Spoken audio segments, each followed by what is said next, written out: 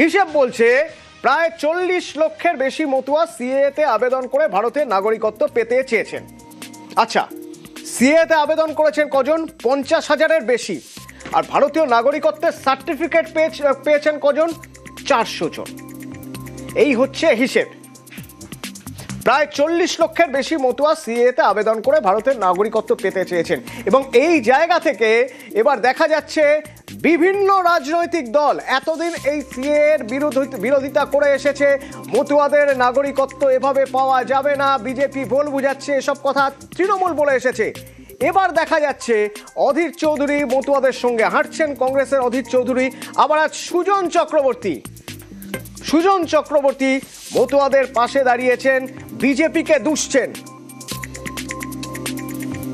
যারা এখানে বছরের পর বছর ধরে আছেন, 25, 30, 40, 50 বছর, যারা এই রাজ্যের মানুষ, তাদেরকে অস্বস্তির মধ্যে, বিপদের মধ্যে ফেলার কোনো প্রচেষ্টা হলে আমরা সেটাকে মানব না। এটা আমরা এখানে স্পষ্ট জানাতে এসেছিলাম। কেন্দ্রীয় সরকার যে আইন করেছে তাতে 2014 সালের 31শে ডিসেম্বর পর্যন্ত যারা আসবেন তারা ডিমড সিটিজেন। যারা ডিমড সিটিজেন 14 আগে এসেছেন, ভোট দিয়েছেন, তাহলে কোন যুক্তিতে তারা ভোটার এই অধিকার থেকে বঞ্চিত হবেন? বাপ ঠাকুরদার কাগজ অথবা তারপরে আরো কাগজ, তারপরে আরো কাগজ, এটা আমাদের ভোটাধিকারের ভিত্তি নয়। তবে নাগরিকত্ব যাদের দেখার তারা দেখুন। কিন্তু যে মানুষ 24-এ ভোট দিয়েছেন, 21-এ ভোট দিয়েছেন, 19-এ ভোট দিয়েছেন, 14 আগে ভোট দিয়েছেন, তাদের কাগজের বিড়ম্বনায় ফেলা যাবে না। এদের নিঃশর্তভাবেই ভোটার তালিকায় নাম রাখাটা জরুরি। এই কার্ডটা কারা কারা কিনেছেন হাত তুলুন তো 100 টাকা করে।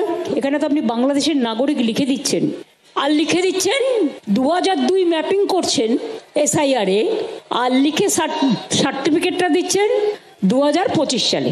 তার মানে আপনাদের প্রমাণ করে দিচ্ছে যে আপনারা বাংলাদেশ, আপনাদের চিট করছে, প্রতারিত করছে। পশ্চিমবঙ্গের বেশ কিছু আসনে মতুয়ারা বড় ফ্যাক্টর। রাজ্যে SIR চালুর পর থেকে তাদের অনেকেই উদ্বেগে। এ নিয়ে সুপ্রিম কোর্টের দ্বারস্থ হয় উত্তর 24 পরগনার একটি বেসরকারি সংগঠন।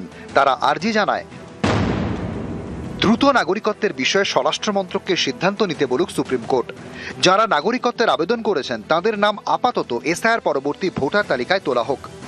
এই মামলার শুনানিতে মঙ্গলবার সুপ্রিম কোর্টের প্রধান বিচারপতি সূর্যকান্ত এবং বিচারপতি জয়মাল্য বাগচির বেঞ্চ বলে, আগে নাগরিকত্ব পেতে হবে, তারপরেই ভোটারের মর্যাদা মিলবে। সিএএতে নাগরিকত্ব চাওয়ার অধিকার আছে ঠিকই, কিন্তু প্রতিটি আবেদন খতিয়ে দেখে নাগরিকত্ব নির্ধারণ করবে কেন্দ্রীয় সরকার। নাগরিকত্ব নির্ধারণের আগেই ভোটার তালিকায় অস্থায়ীভাবে নাম তোলার কথা সুপ্রিম কোর্ট কিভাবে বলবে? অনেকেই মনে করছেন এতে আরো প্যাঁচে পড়ে গেল বিজেপি। 2014 সালের আগে অনেক মতুয়ায় বাংলাদেশ থেকে ভারতে এসেছেন। 19-এর লোকসভা ভোটে এই মতুয়াদের নাগরিকত্ব পাইয়ে দেওয়ার প্রতিশ্রুতি দেয় বিজেপি। তাদের বড় অংশের ভোট নিজেদের ঝুলিতে ভরে। 21-এও মতুয়াদের অনেকেরই সমর্থন পায় বিজেপি। এবার সামনে 26-এর বিধানসভা ভোট, তার আগে চলছে SIR। মতুয়াদের অনেকেরই আশঙ্কা SIR এর জেরে তাদের নাম ভোটার তালিকা থেকে বাদ পড়বে, বিশেষ করে যারা 2014 সালের আগে বাংলাদেশ থেকে এদেশে এসেছেন জানিয়ে যারা সিএর অধীনে নাগরিকত্বের আবেদন করেছেন কিন্তু এখনো ভারতের নাগরিকত্ব পাননি। তথ্য বলছে প্রায় 40 লক্ষের বেশি মতুয়া সিএতে আবেদন করে এদেশে নাগরিকত্ব পেতে চান। গত বছর থেকে 50,000-এর বেশি মতুয়া সিএতে আবেদন করেছেন। এর মধ্যে 400 জন ভারতীয় নাগরিকত্বের সার্টিফিকেট পেয়েছেন।